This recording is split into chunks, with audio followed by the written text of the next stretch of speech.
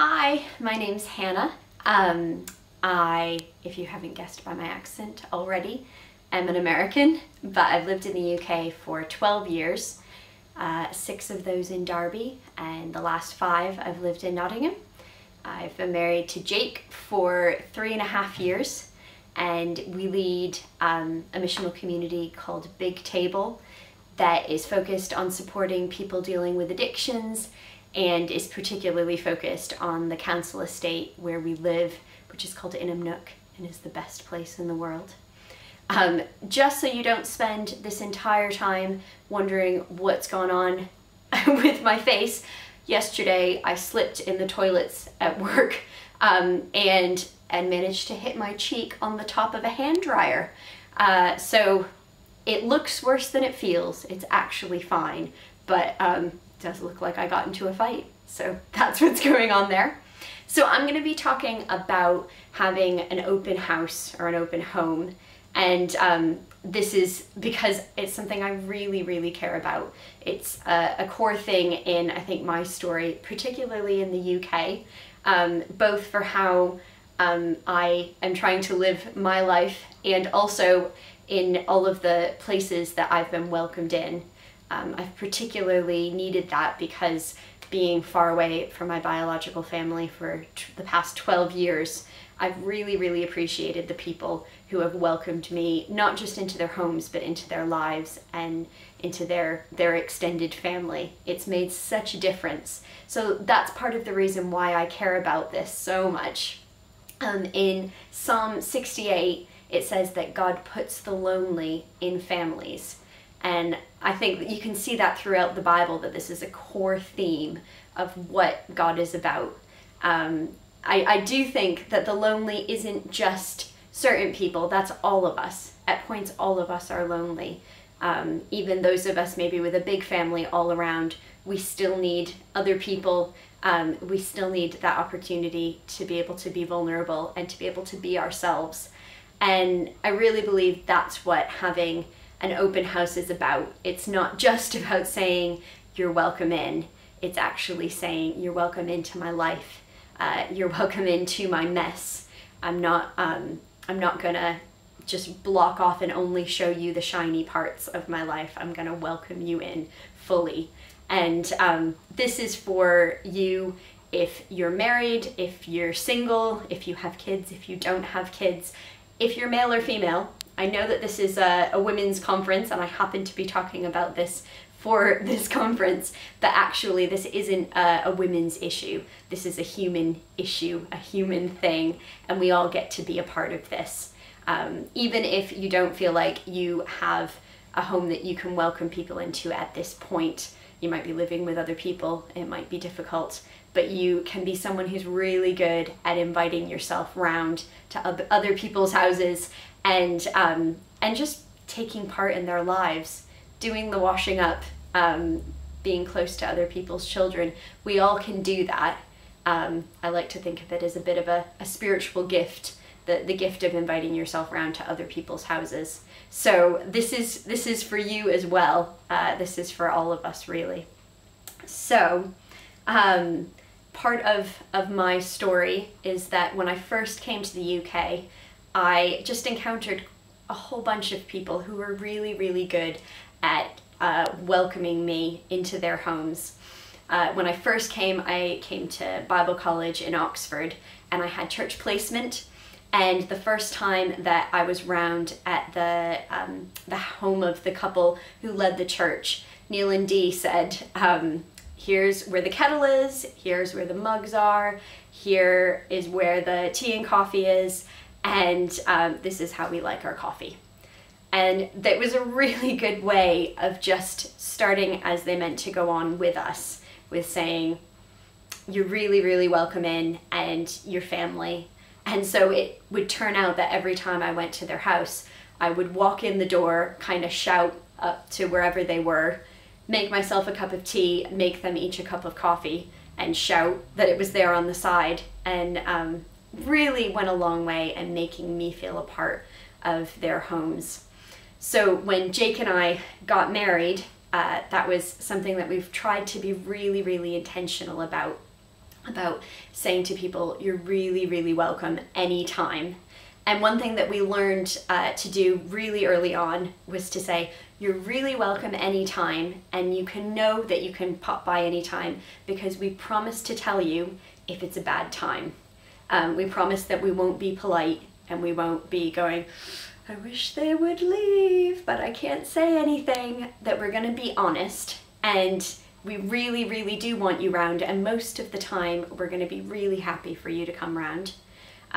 But we promise to be honest with you so you don't have to feel awkward and be trying to read the social cues around that. I will say it was hard the first time that we told someone, actually we would like you to go. That was hard, but the more you do it, the easier it is.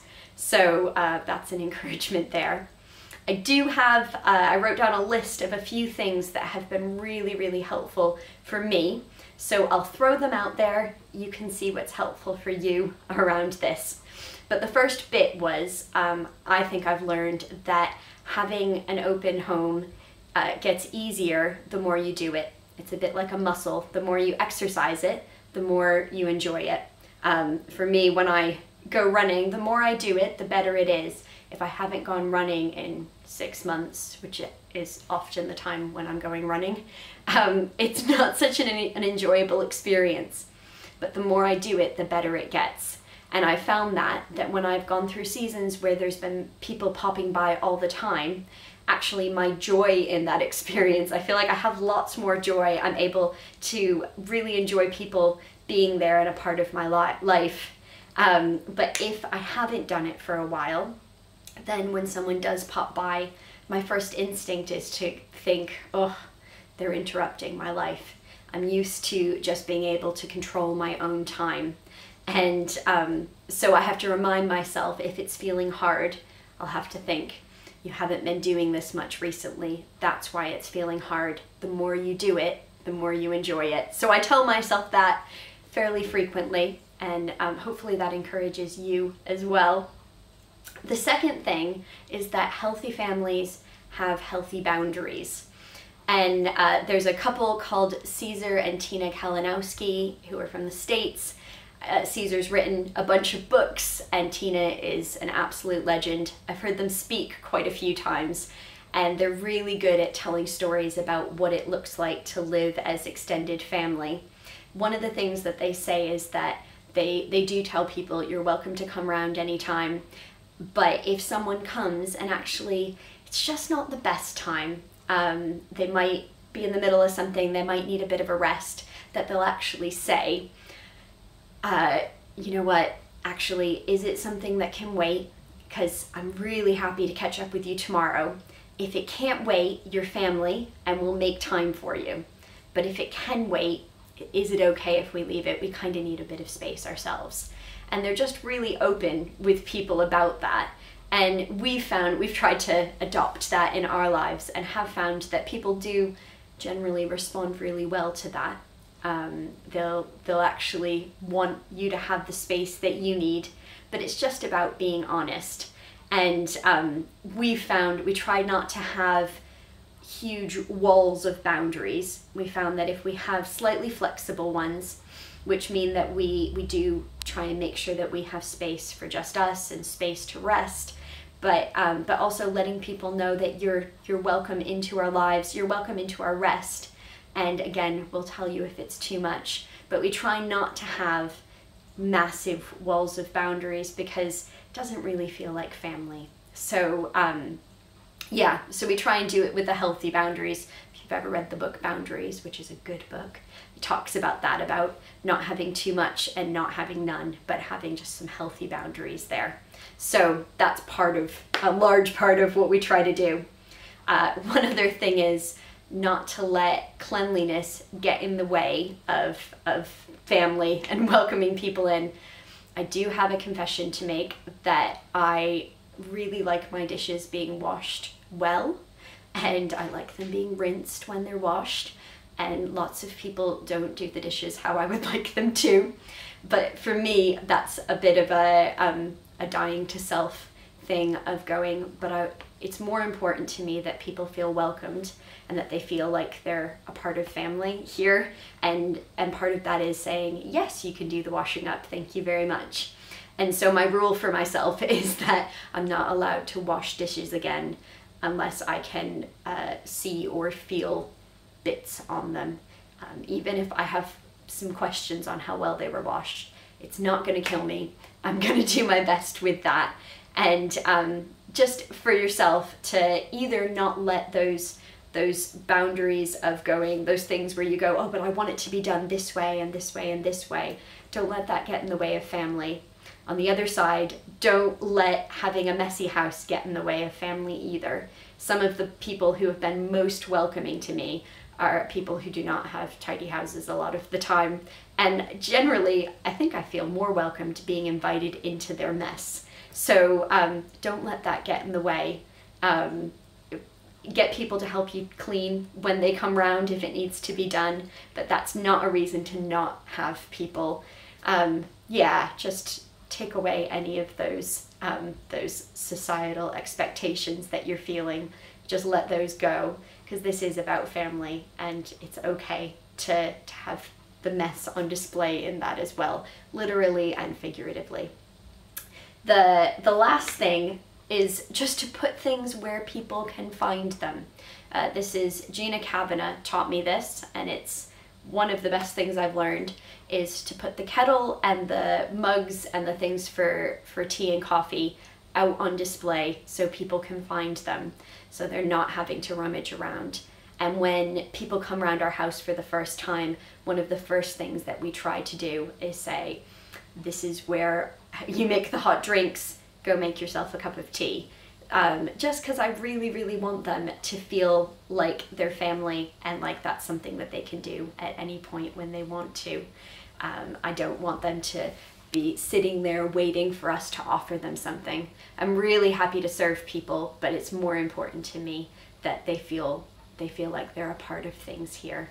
So yeah, that's a key one. There's lots of other things that can be helpful with as well, but tea and coffee's a main staple there. So just try and set up your home so that people can find their way around really easily.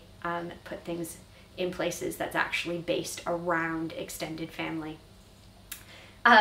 Just the last thing, this is another Caesar and Tina Kalinowski thing, is that I'm not putting a should on you. I'm not saying you should do this. You get to do this. And you get to say yes and you get to say no.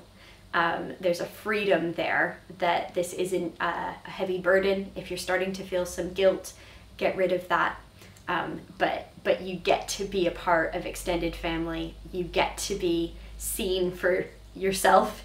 You get to see other people in that mix there.